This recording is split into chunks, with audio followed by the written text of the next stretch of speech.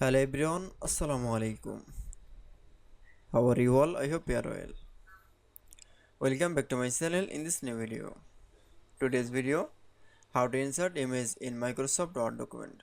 So let's started. At first, open your Word document file.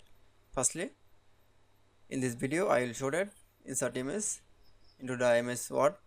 Now going to the insert menu option. Now click on the picture option. Then choose a file now. Then insert picture. Now click. Then click on the insert option. That is. Then show the insert picture. Now going to the warp text option. Now click on the invert warp text. That's it.